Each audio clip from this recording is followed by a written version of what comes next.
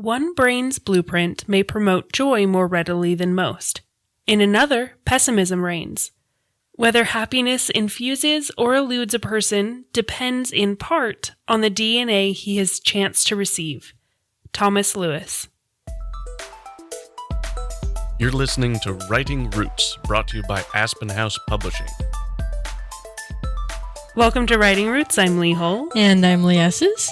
This episode, we're going to focus a little bit more on nature in the nature and nurture argument. Next episode's going to be nurture, but these two episodes are definitely going to go hand in hand.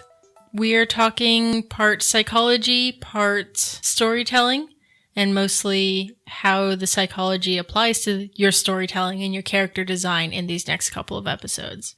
The debate between nature and nurture is a long-standing one. A lot of the Enlightenment debates center around this question. Locke, I believe it was very nurture in everything. He came up with a tabula rasa, which is the blank slate mentality of every kid is born exactly the same. Their experiences make them unique. There was also this counter idea of the noble savage, where you are at your best when you are fulfilling your true nature, uncorrupted by everything around you. There's something to be said for both of these. There's a reason why it is a strong debate, because both aspects do have a lot of influence on a person and how they react to the world. I think most psychologists now would agree that it's a healthy mix of both. Yes, I have alcoholism in my family, but I don't touch alcohol, therefore I'm less likely to be an alcoholic. And while we may understand that it is a mix of both, your characters don't have to. There are a lot of characters in popular fiction that say, it's just who I am, I was born this way. And there is a nobility in finding strength in who you were born to be, not stifling facets of yourself because culture disagrees. But there's also a massive vanity that comes along with that. Of, I'm better than everyone else because I have magic and you don't. Let's get into how nature affects a person. It's very interesting to look at the brain in this aspect. When you have somebody that comes down with amnesia, whether it's from a traumatic brain injury or some psychological problem, they are stripped to basically just their nature. And we are talking, in this case, mostly storytelling. But just your raw nature is left because you don't have any memories of almost drowning in the swimming pool, so you don't necessarily have that fear anymore. You can also look at things like mental illness. Say you have a character who is a serial killer. A lot of the reason for them being a serial killer is likely going to be nature. They're going to have some kind of mental illness, whether it's schizophrenia, depression, multiple personality disorder, sociopathy. I mean, there's all sorts of mental illnesses that contribute to somebody being a serial killer. It's very, very rarely nurture that leads to that. Yeah, this is where you get all the creepy kid stories, I think. Is the parents are just trying to raise their kid to like playing the saxophone, and the kid's like, no, I want to light the cat's tail on fire. There is a school of thought out there surrounding personality and brain chemistry, and not just the way somebody was raised, but how they were genetically inclined to do certain things and how the chemistry balance in their brain changes who they are as a person.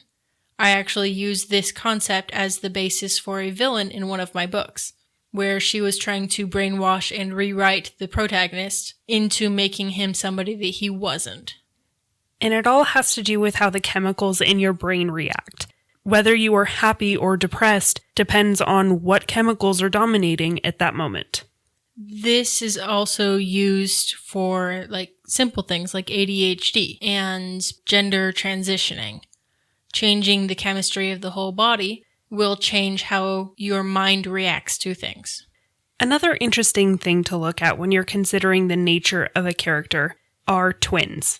If you have a case where you have identical twins, they're raised in the same environment, their genetic makeup is basically the same, but they still have different personalities. And it's because while their genetic makeup is the same, there are different chemicals reigning in their bodies. But there was an interesting study done a few years back where they found twins that were split up at birth and followed them and checked in with them to see how their lives were different when they were raised differently. And a lot of their lives are very much the same. Let's say it was males that were split up. Their wives look very similar. They both landed in very similar lines of work. They both have a similar home set up. It was very interesting to see how their lives were very similar, even though they had completely different nurtures.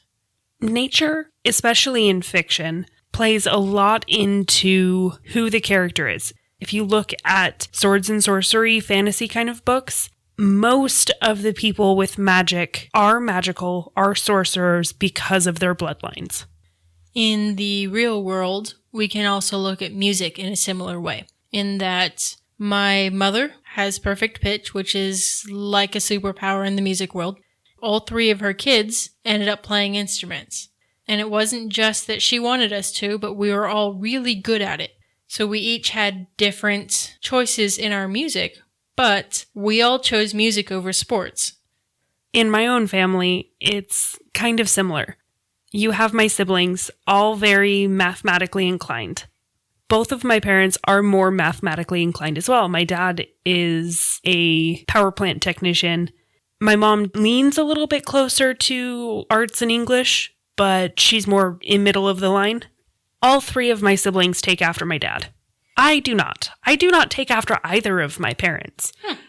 It had nothing to do with nurture in this case, in my case, because had it been nurture, I would have been raised loving math because that's what my parents were good at. But I hate math. Words. Yay. To go along with the math versus English, there's logic versus art. As a writer, you need to be pretty good in both of these because you need logic in order to create a logical plot, things that make sense and progress forward. But writing is also an art form. It's about creating and developing. I love to go to the Hogwarts houses for this. And it's an interesting question because the Weasleys, the whole family, were all in the same house. Looking at myself and my siblings, we're all in different houses. I mean, it's not like Malfoy could have been in any other house besides Slytherin. What if he had been raised by Molly Weasley? It's an interesting question to ask you and to ask your characters. Are you more of a nature person? Are you more of a nurture person? If you go along with the belief in the Hogwarts houses that they're chosen by which attribute you admire and consider most important, then it's nurture all the way. You think so? I think so. Because if as a family you're taught that bravery and loyalty and good is right, then you're going to be Gryffindor. But if you and your family unit is taught that ambition and being the best is most important, then you're going to be Slytherin. See, we always had right and wrong taught to us, but I guess that our definitions now are a little more spread out than that.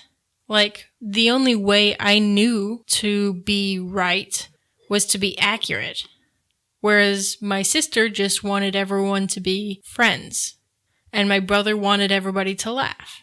So we all wanted what was good, and that's what we were taught. But how we got there was very much nature, not nurture. Because you were taught differently than the Weasleys or the Malfoys. Because we actually exist. So to sum this whole thing up, nature is the person's DNA. It's who they are outside of everything that happened to them. Nurture is all of that stuff that happened to them. So, my dad has a fear of bears. He's never been attacked by a bear. He's actually scared them off of the property before. He still has this fear of bears. Nature. I have a fear of open water. I almost drowned when I was very, very young. Nurture has given me that fear. Both of them form your character. You need to consider both. So as you're writing your characters, as you're developing them, consider the nature of who they are. What were their parents like? What is their genetic predisposition toward certain skills? The part of them that's decided by nature is going to determine things like their physical appearance. Are they more inclined to be thin and fit?